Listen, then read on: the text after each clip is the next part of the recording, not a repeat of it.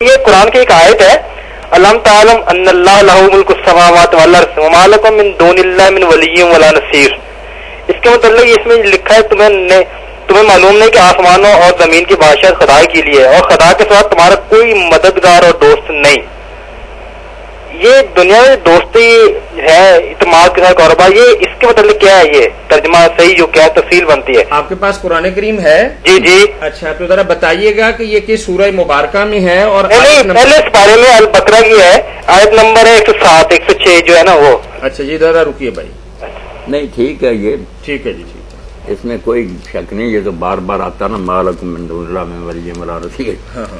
بات اصل میں یہ ہے جس کو سب کو ذہن میں رکھنا چاہیے، کچھ چالاک لوگ جو انہوں نے شرک کے دروازے کھول لیے کہ رسول اللہ کو رؤوف رحیم کا، حضور اللہ کو بھی کہتے ہیں، انسانوں کو بھی کہا جاننا سمیع بصیرہ، اللہ بھی سمیع بصیر ہے، تو وہ فریب دیتے ہیں کہ یہ سارا کام ختم۔ کچھ آپ کی طرح پریشان ہو جاتے ہیں کہ اللہ تو کہتا میرے سوا کوئی مددگار اور ساتھی نہیں ہے، دوست نہیں، حالانکہ دوست تو ہیں۔ قرآن بھی کہتا ہے کہ مومن آپس میں ایک دوسرے کے اولیاء ہیں، یہ بھی کہتا ہے کہ ایک دوسرے کی مدد کرو، سب مصیبت میں پڑ جاتے ہیں۔ یہاں ایک فتنہ ہے جس کو کہنا چاہیے اشتراک لفظی، کہ وہی لفظ اللہ کے لیے آتا ہے وہی بندوں کے لیے آتا ہے، جس سے لوگ گمراہی میں پڑ جاتے ہیں۔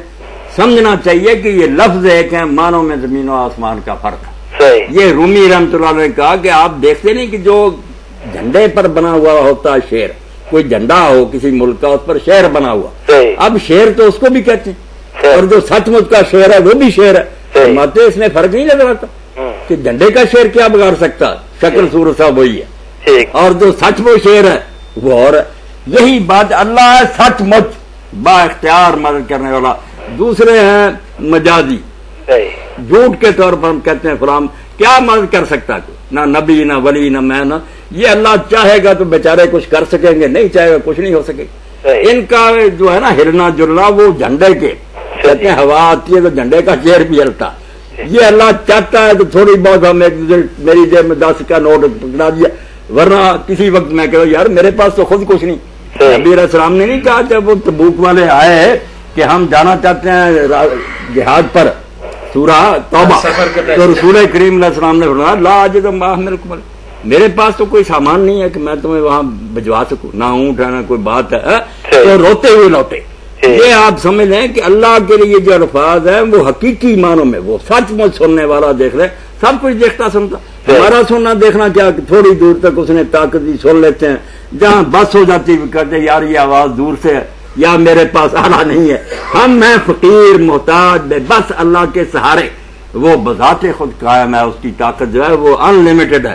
اس لیے شیر علم اور شیر حقیقی کو الگ کریں، ہم جھنڈے کے شیر ہیں، کاغذی وہ سچ مچ کا شعر ہے، یہ سمجھ لیں تو سارے مسئلے حل ہو جاتے ہیں۔ جب اس کی بات آتی ہے مدد کرنے کی اور دوست ہونے، وہ تو بات ہی الگ ہے کہ سارے اختیارات اس کے پاس ہیں، کون کہے گا کوئی سبب بھی نہیں کر دے گا۔ یہ کیا ہے بیچارے، اگر سبب ہوگا تو کچھ کر دیں گے، ورنہ کہیں یار بے بات ہوں میرے پاس کچھ نہیں۔ اس فرق کو یہ مٹانا چاہتے ہیں، حالانکہ بات جو میں نے بیان کی اچھا کیا آپ نے، یہ نقطہ اشتراک لفظی کہ میں لفظ ایک ہے اس کو نہ لے لیا کرے، معنی میں بعد المشرقین، زمین و آسمان سے بڑھ کر فرق ہے۔ اللہ جو ہے ازلی ہے، ابدی ہے، غیر محدود ہے، اب سارے جو جتنا جی چاہے زور لگائے نا، مگر بڑے بڑے جو ہے نا کہ ہم یہ مانتے ہیں وہ بھی پھر بے بس ہو جاتے ہیں کہ انبیاء اور اولیاء فرشتوں کے پاس کوئی چیز ذاتی نہیں عطائی ہے، جب دے گا ہوگی، ورنہ ان کے پاس اپنا کچھ نہیں۔ اور یہ بھی مانیں گے کہ ان کا علم یا ان کی قدرت جو ہے اس میں حاطہ نہیں ہے کہ ہر چیز ہو، بے بس جہاں تک دے گا وہاں تک ہے، ورنہ کچھ نہیں۔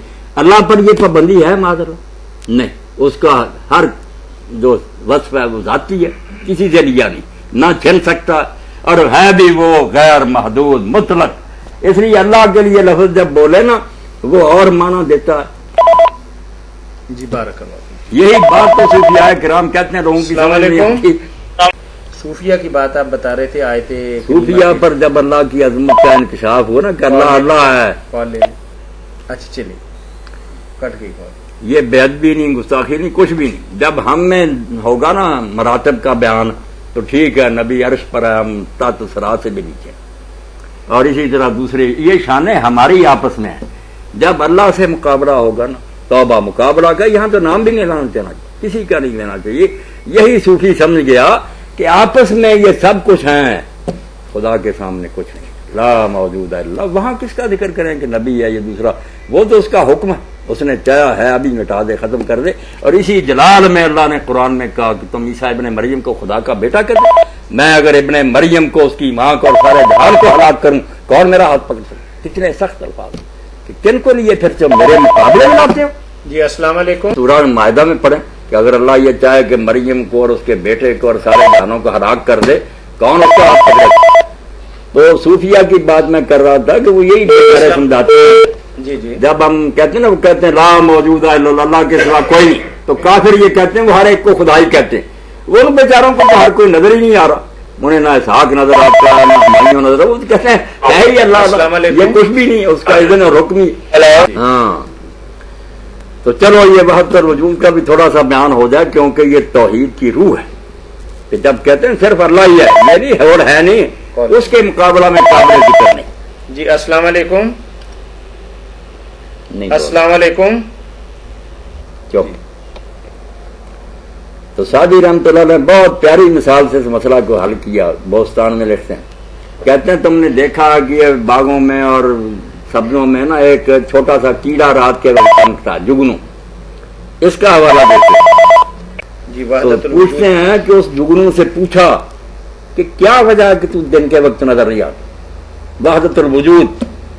اس نے کہا نہ بینی کیا کرم کے خاک ذات، جواب سر روشنائی سے داد. سادے فرماتے ہیں دیکھ کتنی عقل کی بات اس کیڑے نے کی کہ من روز و شب جز بصحرا نعم، کہ میں ہر وقت دن رات اسی صحرا میں ہوتا ہوں، دن کے وقت بھی یہ ہوتا ہوں، مگر پیش خورشید پیدا نہ، مگر جب سورج چمکتا اس کے مقابلہ میں میری روشنی کر نظر نہیں آتی. یہی انبیاء اولیاء سب کی بات ہے کہ بڑے کمال ہیں ان میں، مگر جب اللہ کا سورج چمکتا نہ پھر نیس کوئی چیز نہیں.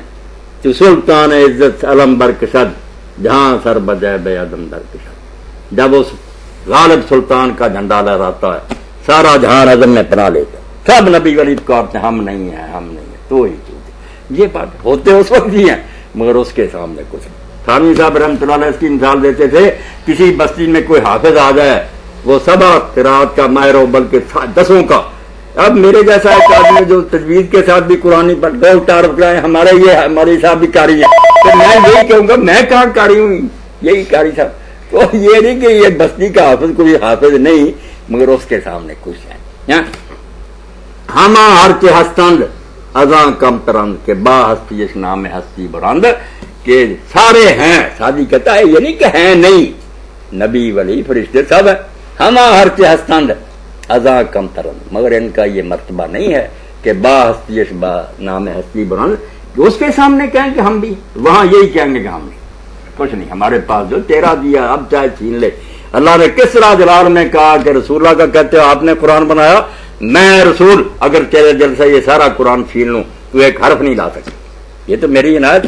یہ فرق سمجھیں مجازی اور حقیقی کا کہ اللہ کے لیے لفظ بولتے ہیں وہ سچ مجھ بری اور نصیر ہوتا ہے. ہم بدنام کہ مدد کر رہے ہیں، کیا مدد کر رہے ہیں، اس کی طاقت سے ابھی خارج ہو جائے، ختم ہے قصہ.